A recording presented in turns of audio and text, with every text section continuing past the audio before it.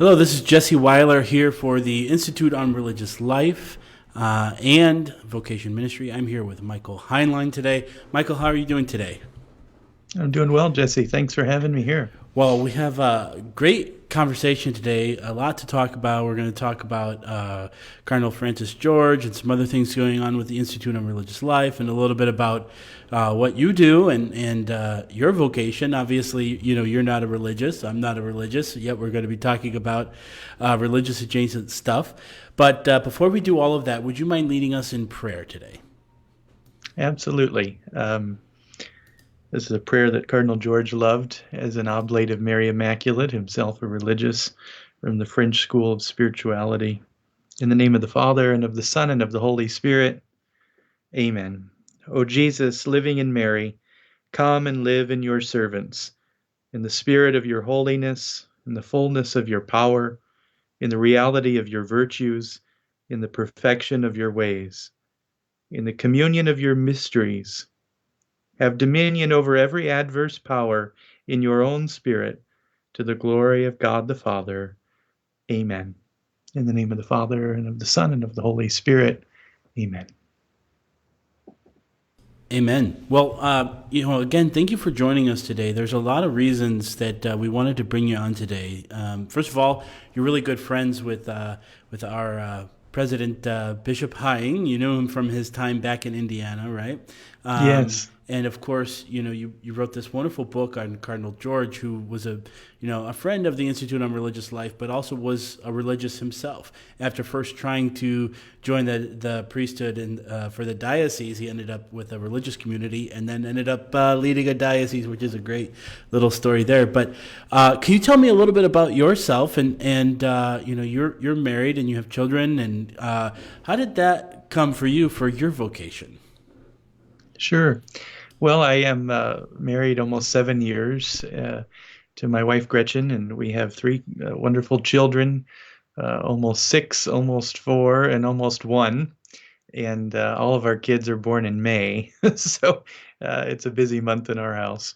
But I have, been very blessed in my life to live as a husband and father in ways that I never would have expected or imagined. So many graces that come in the life of a father that you could never anticipate. I was a high school theology teacher before my oldest was born, and looking at the finances, it made more sense for me to stay home than to pay for childcare. And I still do that, and I am a writer and editor on the side, working in the evenings and on weekends and whenever I can fit in some time. I also started homeschooling our oldest this year, so that's been another great blessing for me, and I hope it is for him too. But it's been, a real odyssey in God's wondrous providence for me to live as a husband and father. People who watch this show know I share a little bit about, my story. More before I was married, I tried joining the Franciscan Friars of Renewal in Chicago. I looked into a number of other, Franciscan orders. At one point, a Dominican community too. Was that ever part of your vocation search at all? Can you tell me a little bit about that? Yeah, absolutely. I had discerned diocesan priesthood and spent some time in the seminary after I graduated from college. I attended the Catholic University of America in Washington, D.C., so I had a lot of professors who were priests, and I felt kind of inclined toward that aspect of priestly ministry. But then I discerned that maybe some of the administrative things and so on were not necessarily what I was cut out for. Although certainly as a father, you take on a lot of those things I anyway. was So just gonna say you're the administrator of a household too, and so you can't always get away from that. So that's I right. definitely understand that too. So how did your teaching in theology, your study, and you're interested in writing? How did all of this lead to this book, Glorifying Christ: The Life of Cardinal Francis George, O.M.I? I got to know Cardinal George tangentially when I was a student at Catholic University in Washington, D.C. And growing up in Northwest Indiana, he was always part of my consciousness, being feeders from the Chicago media circuit. So he was always someone I was interested in. He had a very engaging personality, and he was always very attractive that way, even from a young age for me. And then as a student at the university, I got to follow him more closely and was so attracted by his clarity of thought, by his uncompromising teaching of the faith, and but also his witness and his real integrity and authenticity. He seemed like he was honest as the day was long. And so, anyway, as I progressed in my own life and started taking up more writing opportunities and taking on editorship of various things with our Sunday Visitor, by the time the Cardinal died in 2015, I was still teaching at the time. But I thought, what is the way that we can kind of keep his memory alive, because he was such an influential figure in the life of the church. And I couldn't possibly bear thinking that even though he was dead, his memory was gone. And so I didn't know what my role was in that. I had no intentions of setting out to write a biography from the beginning. And looking back, it's funny how God works us into these things, because I'm sure I would have never set out on this journey had I known all the things that were in store. But there was just all throughout really a love for Cardinal George in my heart, and I was really drawn in prayer to try to help facilitate remembering his legacy. And so first I thought about maybe collecting his columns or writing on some of the things that he talked about or were so dear to his heart. And then as I talked to more and more people who were closely connected to the Cardinal, there was a lot of encouragement to start looking at a biography, because there was concern about his age and the age of his contemporaries, and so many memories could start to be lost as people would, start going to meet the Lord. And I'm grateful for that encouragement, because the book that I've written wouldn't have been possible without so many firsthand interviews that I conducted of people who knew him way back to his childhood. And I would say since I started, maybe about a dozen or more people have died. And so the book wouldn't be possible without that. Can you tell me a little bit about, his life as a child, and maybe we can glean a little bit about why the priesthood was such an important part of his life journey. Can you tell me a little bit about his life growing up to give us a little more hmm context? Well, Cardinal George grew up in the northwest side of Chicago in St. Pascal's Parish, and he grew away. It was about 2 blocks from the church, and so his parents always knew that little Franny was interested in the things of the church, and the pastor knew that. And so when the pastor needed help serving masses or help around the parish with various odd jobs or whatever, they would certainly allow Franny to go over to the parish and help out whenever he was needed. And there was a real stirring in his heart, he himself said, by the time of his first communion in 1945, when he was 8 years old, that he felt the Lord calling him to the priesthood, even at that age. And so it seemed like the rest of his grade school years, junior high years, were with that in mind. However, as many people know, polio struck him when he was 13, and it was the middle of his eighth grade year. And the rest was history, as they say. He applied to the high school seminary in Chicago, and they said, well, we could take you as a student, although we don't think you could get downtown very easily. It's a couple bus transfers, and we don't think that you could necessarily get up and down the stairs very well. He was on crutches at the time. They said, so fine, you could come to school here, but please know this, you'll never be a priest with us. And the rest of his life changed in a matter of, moments. Um, so that rejection from the Chicago seminary at that young age, in his own words, he said, well, to heck with you. I'm going to answer God's call. And so he went to a high school seminary operated by the Oblates of Mary Immaculate in Belleville, Illinois, just across the Mississippi from St. Louis. And his sister, Margaret, recalled the episode where the Oblate Vocation Director came as part of the admission process to their home in Chicago, and he said, well, if you can walk across this room, you can be an Oblate priest. And sure enough, he did. And then he made his way down to Belleville as a boy on crutches, which was no easy thing, you know. But his determination, his tenacity, his courage was all there from that young age that he was going to give himself to God no matter what.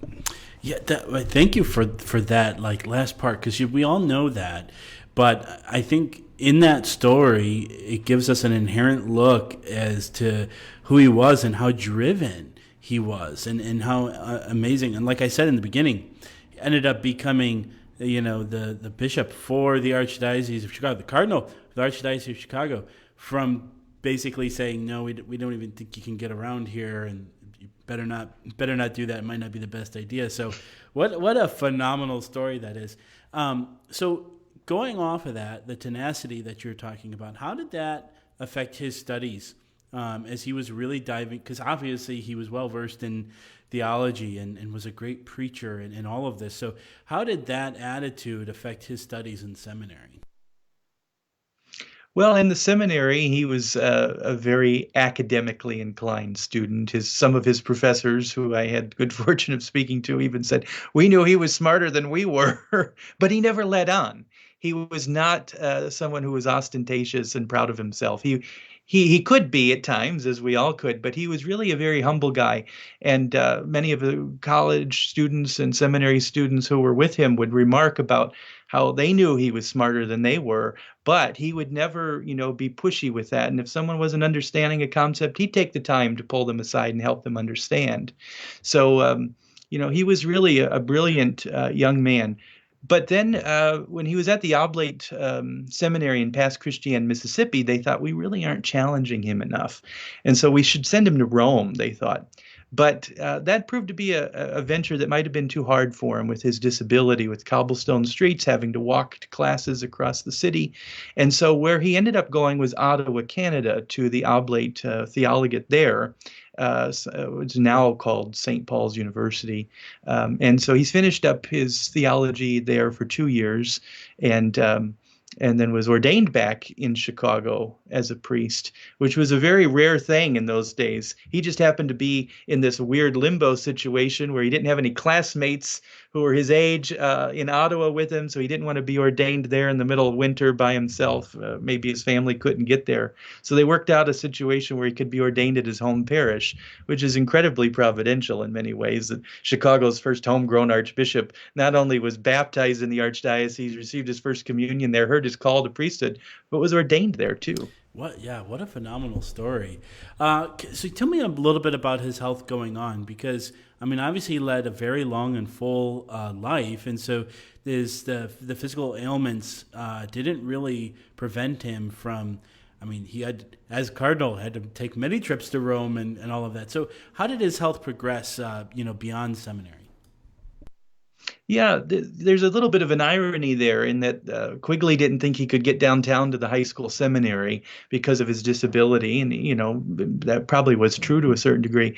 But then, by the time he's in his early 30s, he was elected vicar general of the Oblates of Mary Immaculate, which necessitated a move to Rome.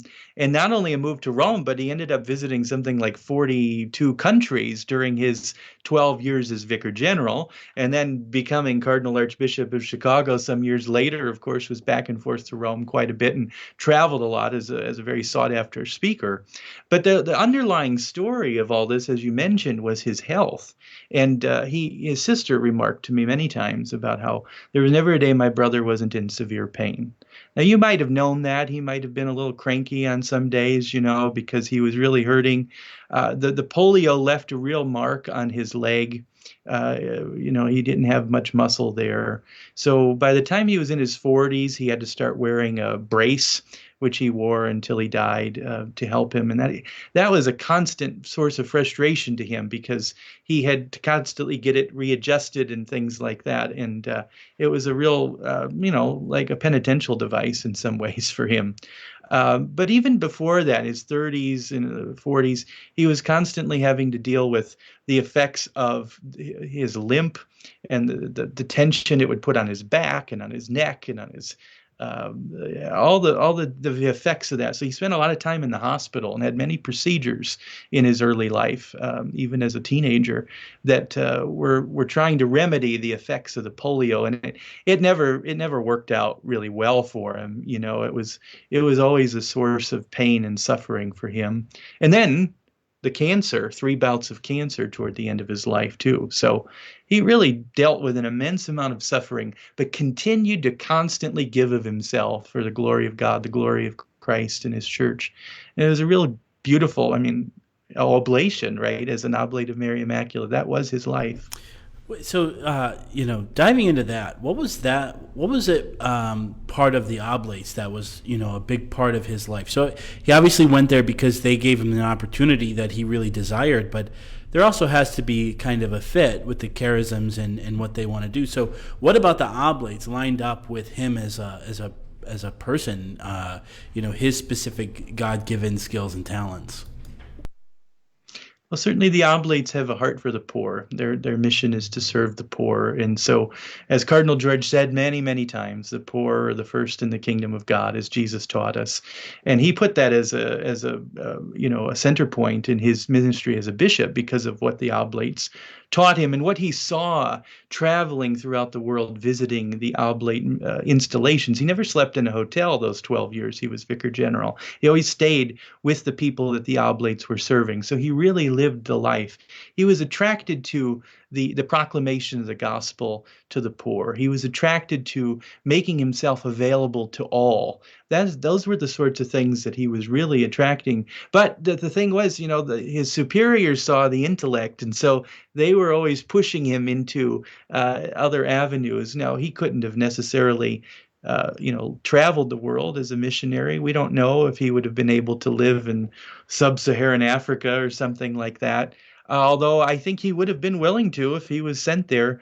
He remarked many times that himself as a religious, his life was not a self-directed project. His life was merely being obedient to what was asked of him by superiors. And I can say that looking at his life, in retrospect, that's very clear. He, looking at correspondence and letters, things like that, he was always willing to do whatever was asked of him and do it with 100% gusto. One of the prolific parts about his life is how many initiatives and programs and organizations and nonprofits that he helped start, support, get going. I myself did a year of service for this program called Amate House, which was supported by him, and it was started by 3 Jesuit priests. And it basically, you live in the city, you live in community, and then you do volunteer work for a year, and you do prayer service, stewardship, all of that. And that was one of probably 5-6 dozen initiatives that he backed. Can you tell me about that and how many things he was pushing forward beyond just the diocesan departments? Yeah, he was someone who was very much the mind of the Second Vatican Council, and so he had a real heart for new movements in the church and for the lay vocation. And so he was always on the lookout for what sorts of opportunities are there for me to support, the advancement of the church's mission in these new ministries, new movements. He himself, as I tell people very frequently, his fingerprints are all over sorts of things, but we don't see it until we look very closely. He was not someone to brag about it and to be upfront and say, this is my project, I did this. He was always in the behind the scenes, always encouraging, supporting, giving resources, doing what he could, but it wasn't ever about him. So, yeah, you look at things in the Archdiocese of Chicago, you look at the great work that's happening, for instance, at the Mission of Our Lady of the Angels, and how he was instrumental in getting now Bishop Lombardo there to get that underway. Or you look at academic ventures that he was interested in, like his interest in the liturgy and promoting the Institute at Mundelein. And you look at other things nationally, that he was involved in. He really was a Renaissance man, and he was looked to as someone who could help the church move on to these new ministries and new opportunities. He was a real encourager that way. I would say kind of a Barnabas figure. Absolutely. In a former life, I worked at the Liturgical Institute, which was also, I forgot, that was another thing I forgot to mention, that he was a backer of, a huge supporter of the work that we were doing there. So this brings me kind of, full circle to this personal element too. I have the chance, the privilege to meet him at least a few times in my life. And for whatever reason, it felt like he knew or remembered me, even from a very casual occasion. I mentioned this Amate House program that I did. Well, every year he would go have dinner with the volunteers, and he would give a little bit of a lecture, and then he'd just sit down and have dinner with us, and we would just get to chat, which is again a real privilege because he had a lot of things going on as Cardinal of the diocese.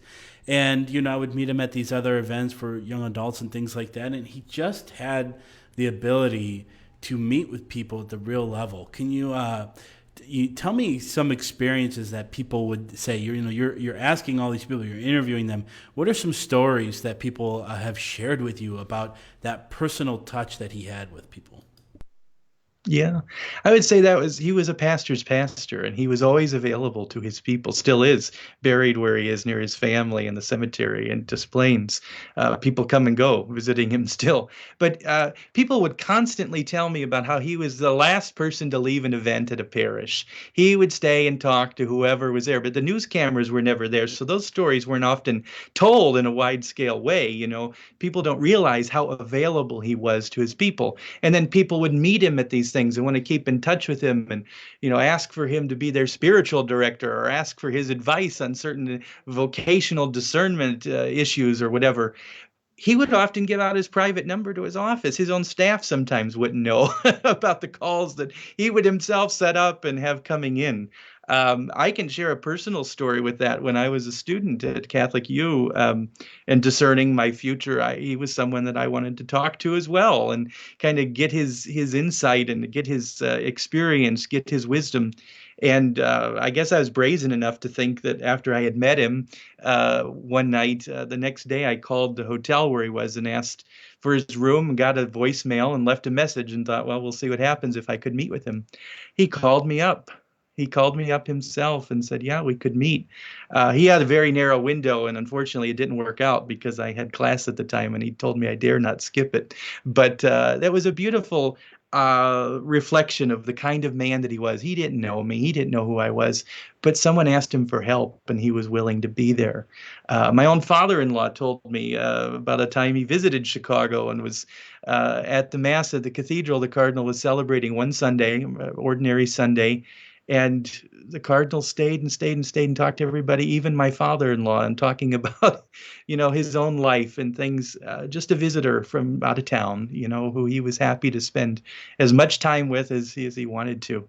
So he was a man of pastoral availability, and that's something that I tried to highlight in the book because, as I say, the media often didn't cover those aspects of his ministry. They just were dealing with him in times of crisis, Which I would say he was also pretty good at as well. I like what you said about people coming up to him and asking for him to be their spiritual director, because I think that encapsulates exactly what I'm trying to express and that personal touch that he had. What a ridiculous thing to go up to a bishop or cardinal and say, like, would you be my spiritual director? But the fact that he made people feel so comfortable and that they were so important that they would feel inclined to ask like something like that. I mean, that I think is a really good description. As we close here, there's so much about this. I'm going to post a link to the book for people who are watching where they can go and get this.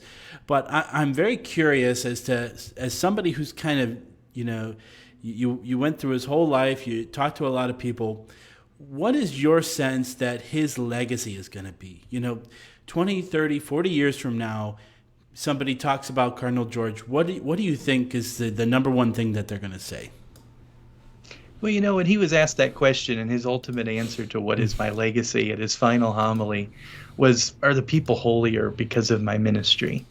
And, I think that is his legacy at the end of the day, that he is a model of what it means to be an authentic disciple of Jesus Christ, especially in the crazy world that we live in. He was able to teach the faith in such a way that he could give us hope and and give us a reason to be holy. And so I really, at the end of the day, think that his personal witness, his brilliant mind, his love for the Lord, those are the things that are going to endure. And you know, he wasn't fond of administration. He would tell people that, and sometimes he didn't make the best of decisions, but none of us do. And I think, if we want to take the long view, was he faithful to the Lord? And I can say, looking at his life, I have no doubts to say yes. Absolutely, totally agree, and lots of wisdom, that came from him in his life, and I really love the stories about his yearning for the poor and being a part of those experiences rather than just kind of hovering above and managing them, because that's not who he was. And so what a No. great story. Thank you for compiling all of that in the book. Again, I posted a link for people if they want to go and check out the book. Michael, thank you so much for your time joining us today. We hope that you continue to write great books and articles for OSV, and most importantly, be the administrator of your domestic church there. That's something that you definitely wanted in your vocation, from what I've heard. So, Yes. Michael, thank you so much for joining us. We really appreciate it, and have a wonderful weekend. Thank you so much. What a great to talk about Cardinal George together. All right. God bless. Thank you.